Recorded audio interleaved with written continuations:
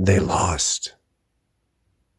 Really, it's over already. Indulging concern to the contrary will keep you sick. Sickness means something deeper than you have allowed yourself to recognize. Sickness is a state of consciousness. This is not intended as a teaching that will lead you astray. Yes, you can misunderstand it and apply it incorrectly in ways that will create further confusion. This is true of everything. In this case, if you begin to listen and then retreat in fear of the implications of what I am teaching you, you will remain sick. Perhaps it has a different skin, a different surface, but it is of the same essence.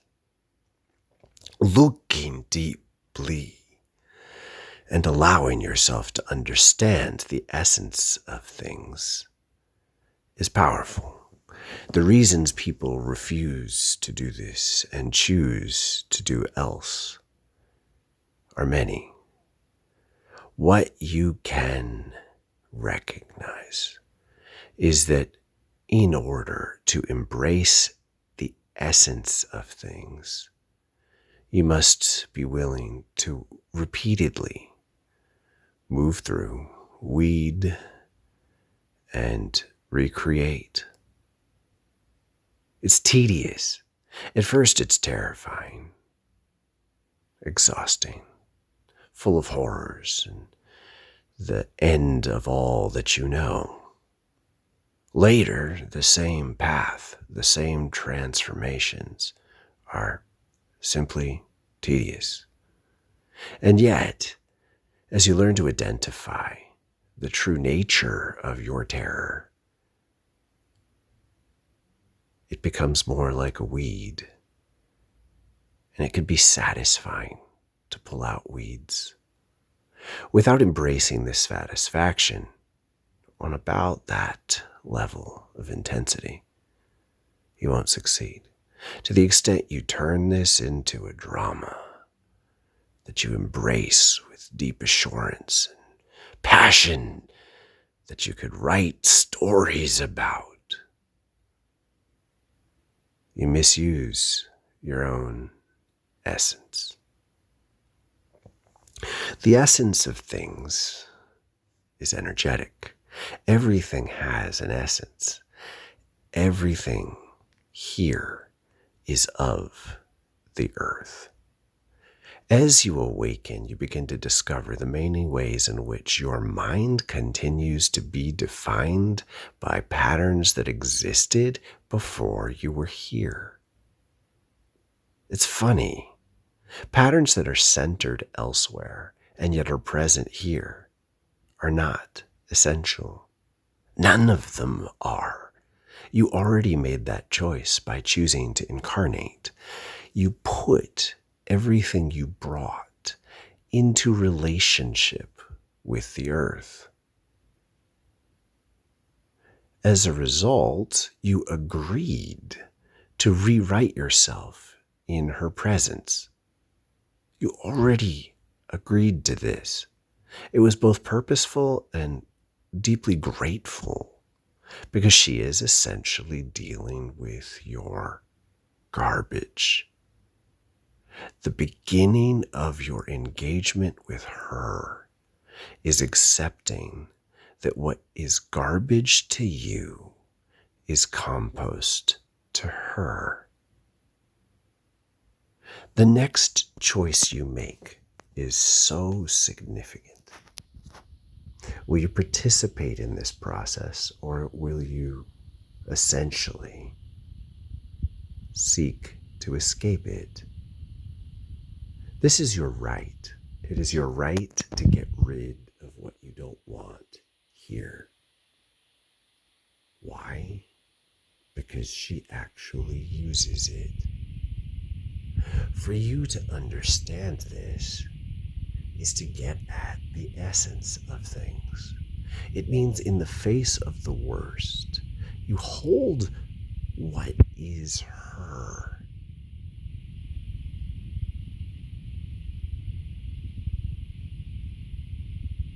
And thus the answer to a wide range of challenges is breathe.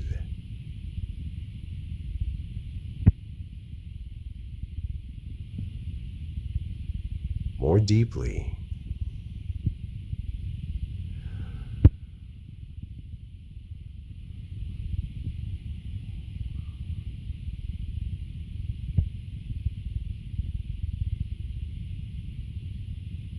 When you choose to think in a way that is in harmony with your breath and your heartbeat, your thoughts are in tune with the essence. The essence of everything breaks down to this. What is useful? What is useful somewhere else? That's it. Then the question is, will you help get it to where it is needed, or won't you? This might seem abstract. Making it specific is your work. It's your job. Struggle. Apply it. When it doesn't make sense, struggle some more. The work you do to make sense of things in this way will heal you. For this to make sense, you have to understand her level of humor.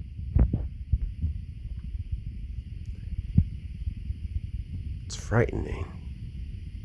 You stare at it, and it seems vicious in a way that is quite unpleasant. Yet what it's doing is unveiling the truth. And the truth has an essence that's worth facing. When you use it as a cue to recognize who you are in an equation, and then soberly say, it's time to learn. You turn something terrifying into a lesson. And when you turn something terrifying into a lesson, you recontextualize it. You weed it. You pull it out. You say, okay, what do I do with this? And in many cases, you can put it right there on the ground. It becomes mulch. Understanding this is quite liberating. It gives you the power to use your power to change the most terrifying things. First as a hero that is willing to confront them. Then as a hard-working spiritual person who continues to do this difficult work even when they're misunderstood and alone, unseen and unappreciated. And eventually you emerge as someone who is quite grateful that they can do these things with as little effort as possible. And then relax and appreciate the fruit of your labor. Because all at once you get to learn that you reclaim your spirit. You reclaim your spirit to fuel what you really want to create. And that is what it truly means to be here.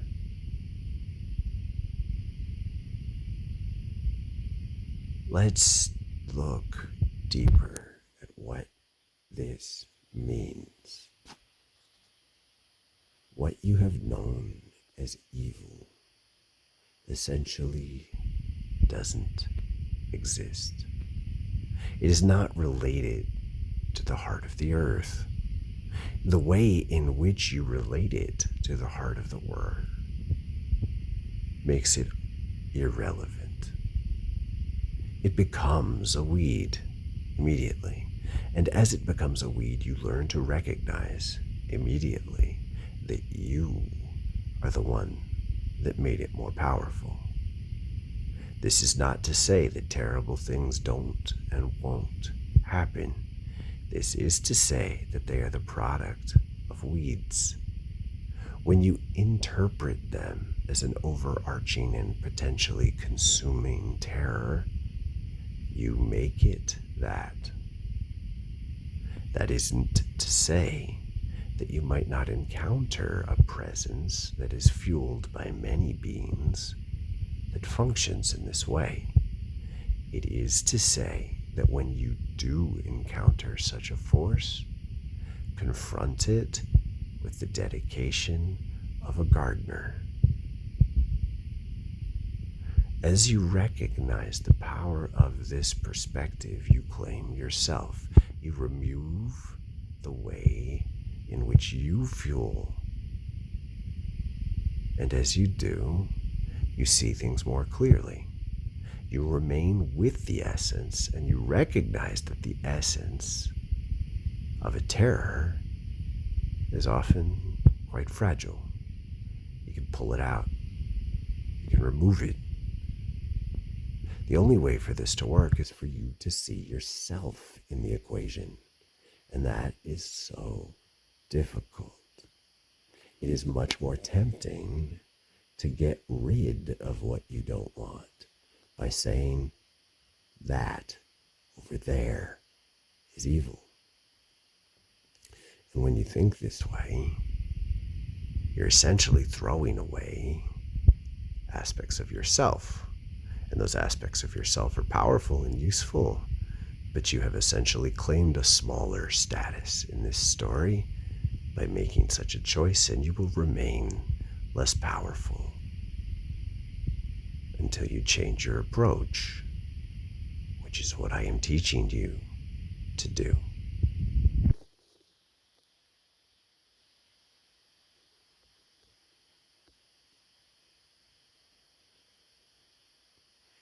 Apply this. Apply this to the greatest stories you're confronting. People who are arguably evil are currently holding too much power. People who are arguably evil have always held too much power in the human stories. Yet, the reason they hold this power is because collectively you have not transcended the willingness to get rid of what you don't want without composting it. As a result, far too many people are seeking a way to escape. They throw their garbage so quickly, they don't recognize what is valuable within it. And they throw it at the same sources, and those sources accumulate power, and yet that power is not essentially powerful. It's subsidiary. It's an adjunct. And as a result, it can never transcend a certain level of power. It is always fueled in this way. And anything that is always fueled in this way is fundamentally parasitic. And a parasite can never transcend being a parasite. The most it can ever hope to do is to destroy its host, which it doesn't actually want to do. And yet, parasites are fundamentally never conscious enough to succeed at this. Maintaining the balance is not something that they can effectively do because they are fueled by the more. It plays too much of a role. And the more of the desire of a parasite is fueled by the less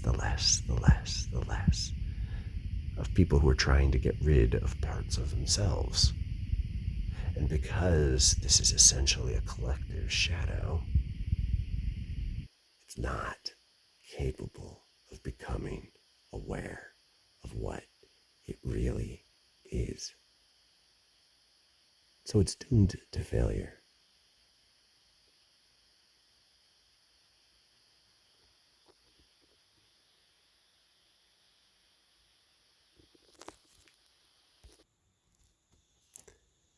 This process functions by design. The entire story of the earth was created to have a beginning and many ends. And those ends are bends, and they define specific phases. And those phases change. The phase that is currently changing is very significant. It involves a shifting of the presence of what you have called evil to the point where it can no longer dominate in multiple contexts in the ways it has been able to dominate. Because when things are seen for what they are, and when people stop fueling anything that continues this dynamic, it is no longer possible for these dynamics to continue to be fueled. As a result, you get to see what's real. The elegance of this process continues to be beautiful to everyone who learns how to see it. You have an utmost fear. You project those fears outwards, away from the earth. As you project those fears outwards, you generate the e-veil. It's a veil. You are surrounded by it, and you create it. And as you learn to see through it and beyond it, you reclaim your relationship to the truth, and you get to turn around and look at the ground and recognize that you've had it all wrong. Everything that you think of as evil is not down, it's away. You've been getting rid of it outwards, and it hasn't been leaving because the earth knows it's useful. So she forces it to stop at the utmost fear, where you see the e-veil, until you learn to no longer see it. And when you no longer see it, you cease to fuel it. And when you do see the root back in the essence, connected to the heart of the earth, you recognize the weed and you do the work to pull it out within yourself before you take further action.